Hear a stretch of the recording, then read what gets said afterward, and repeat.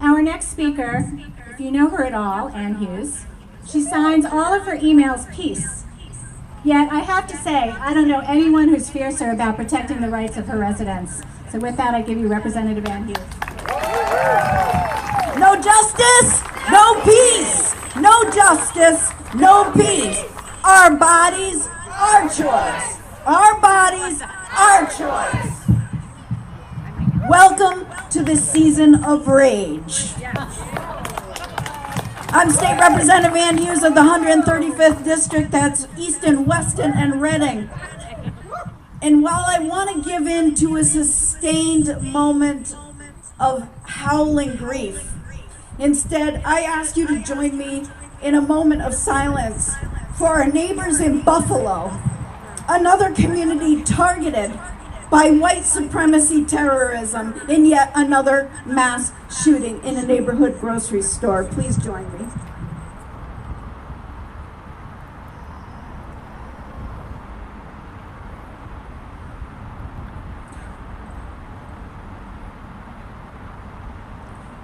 No justice, no peace. And I implore you to get good and uncomfortable with the storm that's raging upon us now. We knew this was coming. That's why so many of us ran for office in 2018 and again in 2020, knocking on doors throughout the state. And women and young people opening their doors to us with tears in their eyes during the Brett Kavanaugh hearings, and then again in the wake of Ruth's passing. We knew this moment was coming. We knew our Supreme Court would be consigned into the hands of minority extremist supremacy. And yet, you elected us for such a time as this. Our rights have always been fragile. We've relied on a balance of power between the three branches of government: the representative body, the executive body, and the Supreme Court. We expect these democratic institutions to protect us, but we always knew that the goal of the white supremacist right-wing minority was to install their extremists on the court and to undermine and strip the hard-won and hard-fought protections of our grandmothers: the right to vote, the right to bodily autonomy, the right to privacy, the right to contraception, abortion care, health care, and the right to have our elections count.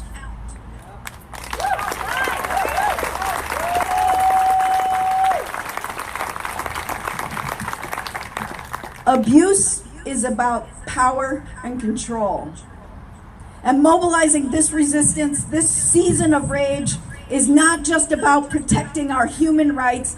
It's about ending the abuse of power and control over women, over low wealth and poor people, especially low wealth communities, our LGBTQ folk, our threats to trans folks, our brown and black communities, the people most harmed by criminalizing bodily autonomy, criminalizing reproductive health care, criminalizing the right to privacy, the right to intimacy, the right to private medical decisions with our healthcare providers. We need to mobilize solidarity with all these communities that are most harmed and fight for everyone now. And like Senator Blumenthal, we need the men to show up.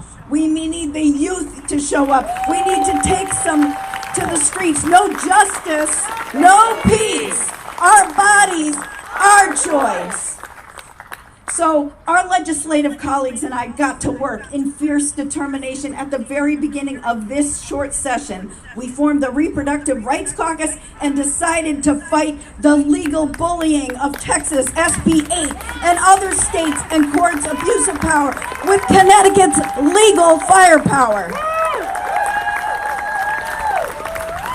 We based the Connecticut's Reproductive Freedom Defense Act on two precedents. Yes, the 1970 Griswold versus Connecticut Supreme Court case, granting the constitutional right to privacy, within which to enshrine our reproductive freedom and contraception. Why did we have to use this Supreme Court case ensuring the right to privacy?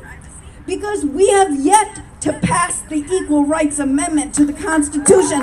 So we have no constitutional right to equal protection as women, except through the constitutional right to privacy already granted to men. Think about that.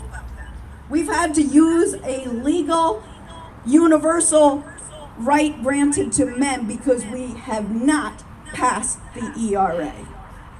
Crazy talk. It is crazy talk. It is absolutely crazy talk. So you heard Connecticut's legislative predecessors, including my constituent and former legislator and judge Doug Mintz, who wishes he could be here today, but he is sick, along with then State Senator Richard Blumenthal, helped ensure we codified Roe v. Wade in Connecticut's Constitution in 1990.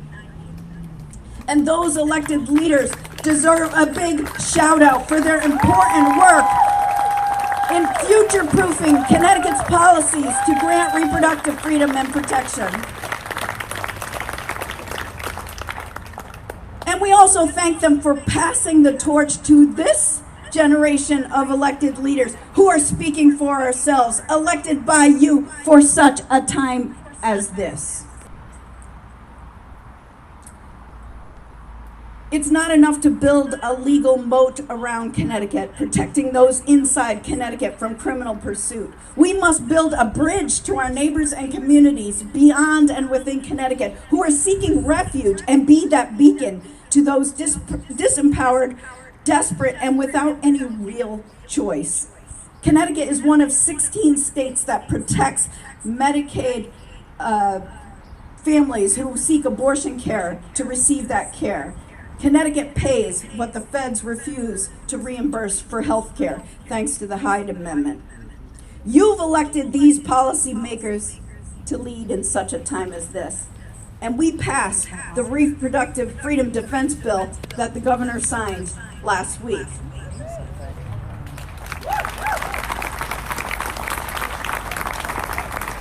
The other precedent that we thought about in this Reproductive Justice Caucus was the Fugitive Slave Act that was repealed in 1864 that provided for the seizure and return of runaway enslaved to escape from one state or another into federal territory. So we put up a defensive shield.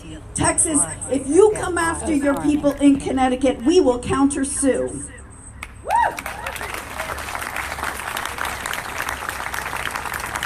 Our Reproductive Freedom Defense Act is Connecticut's hell no to states extending their criminal and vigilante chasing of reproductive refugees and helpers into Connecticut. We not only expand access to abortion care, allowing APRNs and PAs to give this care, we will protect and defend anyone in Connecticut or coming into Connecticut supporting a loved one, friend, family, or stranger seeking abortion care. Their provider will protect their health practitioner. Don't mess with Connecticut, Texas. So we must stay in the streets. We must shout from the rooftops, from every capitol and town square across this nation. Welcome to the season of rage. This season of rage must be mobilized with our colleagues marching beside you to use this moment to bring in the fourth branch of power, the public will.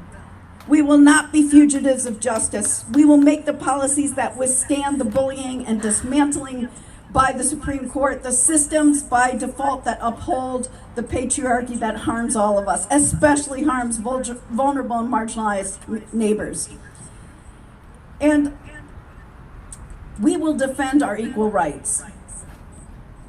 We will defend and protect our reproductive health care because our free society depends on our public mobilization and power. We must use this rage to fuel our determination to show up in every election, to run for office ourselves, to show up and make policies for our children and the next generation so they do not give in to despair, because action is our hope.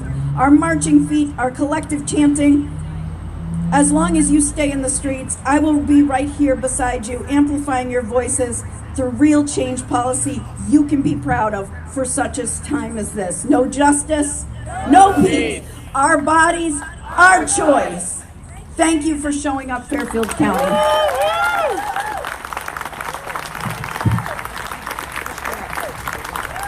I have to say I love when Ann gets fierce.